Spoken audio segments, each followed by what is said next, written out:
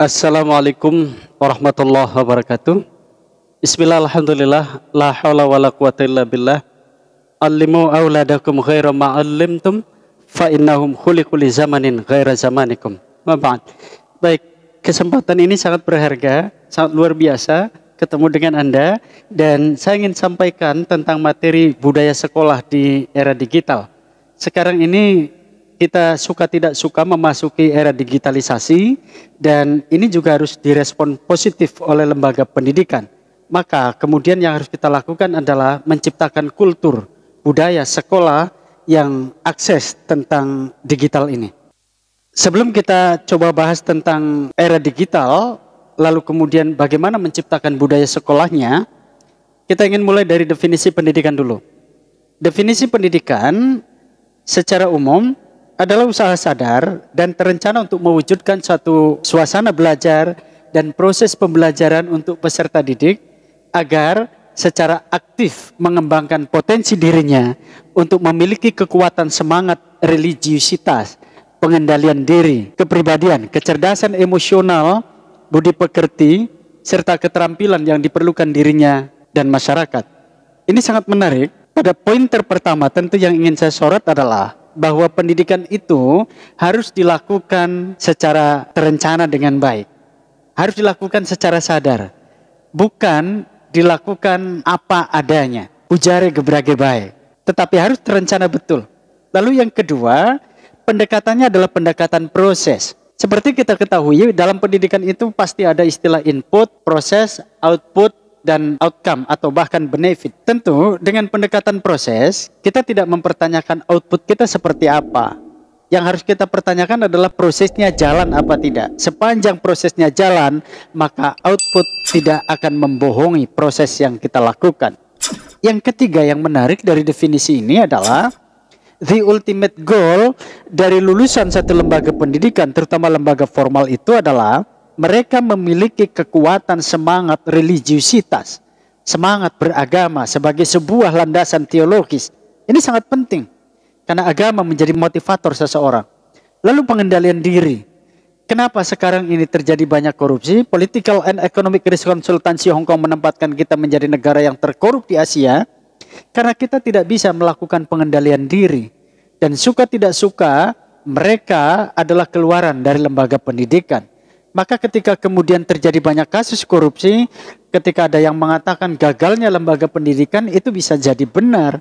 Harusnya secara teoritis tadi itu lembaga pendidikan harus mampu menjadikan peserta didiknya melakukan pengendalian diri. Kepribadian, kecerdasan emosional, empatik, simpatik kepada orang lain, kemudian budi pekerti, beretika, bermoral, karena di atas ilmu itu ada etik.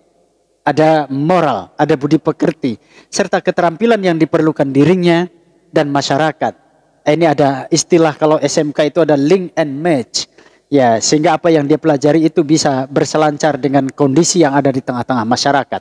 Secara sederhana, pendidikan dapat dikatakan sebagai sebuah proses pembelajaran bagi peserta didik untuk dapat mengerti, memahami, dan membuat manusia lebih kritis dalam berpikir.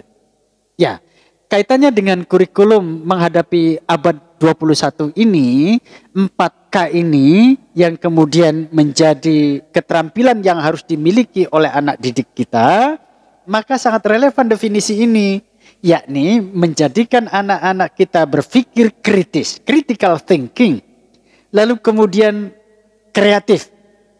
Ya, kalau berpikir kritis pasti harus kreatif. Kemudian komunikatif, dia bisa berkomunikasi, berinteraksi dengan orang lain, dengan teman-temannya. Dan yang terakhir tentu kolaboratif, dia bisa bekerja sama dengan yang lain. Tujuan pendidikan, kalau kita buka Undang-Undang Nomor 20 Tahun 2003 tentang Sistem Pendidikan Nasional, memang sangat banyak, dan salah satu yang tercantum dalam undang-undang ini adalah untuk menciptakan kemampuan peserta didik supaya menjadi manusia yang beriman dan bertakwa. Ini lagi-lagi saya kira menarik ini. Beriman dan bertakwa. Karena beriman dan bertakwa itu nanti akan berkorelasi pada kinerjanya. Orang yang beriman dan bertakwa akan tepat waktu, disiplin, kinerjanya kuat, dan seterusnya. Kemudian berakhlak mulia, sehat, berilmu, cakap, kreatif, mandiri, serta menjadi warga negara yang demokratis dan bertanggung jawab. Saya kira kalau diakhiri dengan kata tanggung jawab itu betul, karena sejatinya apapun yang kita lakukan itu harus kita bisa pertanggungjawabkan. Dan itu adalah bentuk manusia dewasa, sehingga dia tidak asal-asalan dalam melakukan tindakan. Menghadapi era digital, lingkungan belajar itu tentu kita pahami ada dua hal. Pertama, lingkungan fisik, dan yang kedua, lingkungan non-fisik. Yang dimaksud adalah lingkungan sosio-psikologis. Apa saja yang masuk dalam lingkungan fisik? Itu ada bangunan sekolah, ruang kelas, ruang perpustakaan, ruang kepala sekolah, ruang guru, ruang BK-nya juga ada, kemudian taman sekolahnya juga ada, tempat anak-anak untuk beristirahat. Ya. Lalu kemudian lingkungan sosio-psikologis, iklim dan budaya belajar atau akademik, itu bisa misalnya dalam bentuk komitmen, kerjasama, ekspektasi prestasi kita seperti apa, gitu kan? Apakah rata-rata kabupaten, provinsi, nasional, atau bahkan memasang ekspektasinya internasional. Kreativitas, toleransi, kenyamanan, kebahagiaan, ketenangan berada di sekolah itu juga menjadi lingkungan sekolah, lingkungan belajar yang masuk kategori lingkungan non-fisik. Lalu ketika kita kaitkan dengan lembaga pendidikan di era digital, apa itu digital? Digital berasal dari bahasa Yunani, yaitu digitus yang berarti jari jemari. Maka sekarang tidak lagi berlaku mulutmu harimaumu, tapi jari jemarimu harimaumu. Hati-hati kita untuk membuat status yang berawal dari jari jemari kita itu. Ya, itu bisa menimbulkan pertengkaran, bisa menimbulkan pembunuhan dan peperangan gara-gara jari jemari status yang dibuat. Jadi hati-hati. Digitus itu berarti jari jemari. Biasanya mengacu pada sesuatu yang menggunakan angka, ya dari angka 0 sampai angka 1 gitu dan seterusnya. Menggunakan bilangan 1 dan 0 diatur dalam kode yang berbeda untuk memudahkan pertukaran informasi. 1 dan 0 juga disebut sebagai bit atau binary digit, dari kata digit biner, yang mewakili potongan terkecil dari informasi dalam sistem digital. Ya, di HP kita itu kan ada angka-angka 0 sampai angka 9. Nah, kemudian perkembangan teknologi yang hadir dengan sistem digital telah memicu pengembangan garis komunikasi baru, informasi teknik manipulasi, dan peralatan komunikasi yang sudah ada sebelumnya, saluran dan perangkat juga telah terpengaruh. Ini adalah salah satu kekuatan pendorong revolusi komunikasi ini. Teknologi digital ini merupakan teknologi yang tidak lagi menggunakan tenaga manusia atau manual, tapi cenderung pada sistem pengoperasian yang otomatis dengan sistem komputerisasi atau format yang dapat dibaca oleh komputer. Jadi tidak lagi hanya mengandalkan tenaga manusia manual, tapi semuanya sudah berbasis teknologi. Lalu apa kaitannya era digital dan globalisasi? Era digital bisa juga disebut dengan globalisasi. Yang sering saya sampaikan, globalisasi dalam termanya Anthony Giddens disebut dengan runway world. Dunia yang berlarian tunggang langgang. Seperti truk besar yang syarat dengan muatan, tapi larinya dengan cepat, tanpa kendali, tanpa rem. Nah, kendalinya adalah moral, agama. Sehingga pada bahasa Profesor Azumardi Azra, era teknologi digital globalisasi sekarang ini tidak bisa dia bebas nilai, tetapi harus dikawal dengan agama. Globalisasi, kalau tidak kemudian kita kendalikan, maka kita akan digilas oleh era globalisasi tadi itu. Global, seperti dunia di tangan kita, sempit sekali sekarang ini. Proses integrasi internasional yang terjadi karena pertukaran pandangan dunia, produk, pemikiran, dan aspek-aspek kebudayaan lainnya yang banyak disebabkan oleh kemajuan infrastruktur telekomunikasi, transportasi, dan internet. Sekarang ini kita butuh sesuatu, udah tidak harus datang ke tempat lah, tapi cukup kemudian kita buka aplikasi, lalu kemudian mereka akan datang ke rumah kita. Ya, ini yang sangat luar biasa. Pendidikan di era digital pendidikan digital merupakan konsep cara memberikan pelajaran kepada peserta didik dengan menggunakan media multimedia. Antara lain dengan menggunakan bantuan komputer, notebook, smartphone, video, audio, dan visual. Sehingga ketika kita sepakat untuk mengatakan pendidikan di era digital tidak akan lepas dengan terma-terma misalnya e-learning. E-learning ini merupakan salah satu contoh dari produk pendidikan berbasis digital. Dengan pemanfaatan e-learning dalam pembelajaran, membuat belajar tidak lagi di dalam ruang kelas, tapi terjadi dimanapun, kapanpun di luar kelas, sesuai dengan komitmen yang dibangun. Para guru dan dosen bisa menggunakan Moodle atau blog sebagai media pembelajaran. Bisa digunakan media-media sosial sekarang ini, jejaring sosial, misalnya Facebook, WA, Instagram, video call, dan seterusnya lah ya. Ini bisa kita gunakan sebagai media pembelajaran. Pendidikan berbasis digital ini pendidikan yang menggunakan media elektronik tadi yang saya sampaikan sebagai alat bantu untuk meningkatkan mutu pembelajarannya. Alat bantu ini adalah produk dari teknologi informasi dan komunikasi yang sering disebut dengan TIK.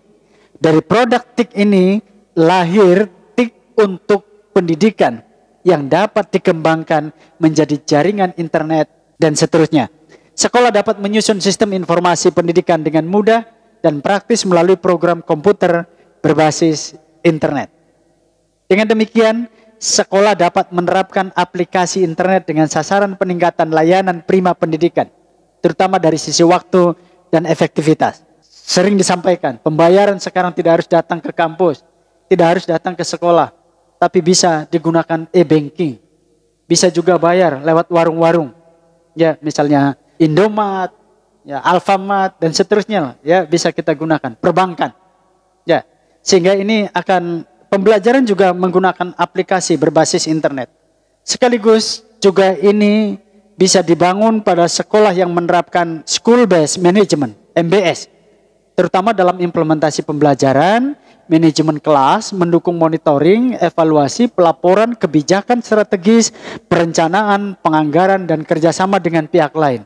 Jadi sekolah yang menerapkan school-based management, dia bisa membangun kesepakatan dengan warga sekolah untuk membawa sekolah ini ke arah mana. Sesuai dengan visi dan misi yang dibangun bersama itu, disepakati bersama itu. Tetapi memang segala sesuatu akan ada efek. Ya, tidak terkecuali di era digital juga memunculkan sisi lain generasi yang berbeda. Misalnya, di era digital ini terjadi perilaku kekerasan yang kerap terjadi pada remaja, berentang dari perilaku verbal sampai tindakan fisik, dari kata-kata sampai dari bully sampai kemudian ke tindakan fisik kekerasan. Ya, sering terjadi perilaku kekerasan, violent behavior terwujud dalam bully, gosip, mengancam, mengucilkan, mengolok-olok, memanggil dengan nama panggilan yang melecehkan, mengukul, menendang, dan sebagainya. Yang kadang itu kemudian di live, di shoot, lalu kemudian di share. Yang cukup berbahaya bagi generasi yang lain gitu. Kalau kemudian mereka melakukan akses ini. Kenakalan seperti ini bisa menimbulkan konflik, perkelahian, tekanan psikologis, sampai kepada bunuh diri. Ya, kalau ada siswa yang dibully tidak bisa kemudian menghadapi tekanan psikologis tidak kuat, bisa terjadi bunuh diri.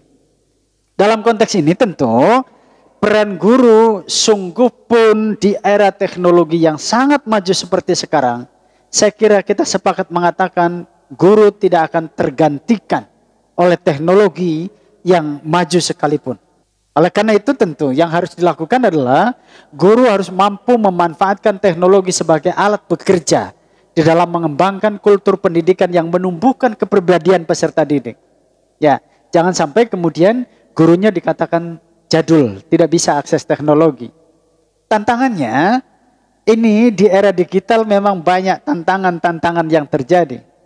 Dunia iptek yang bergerak dan berubah begitu cepat.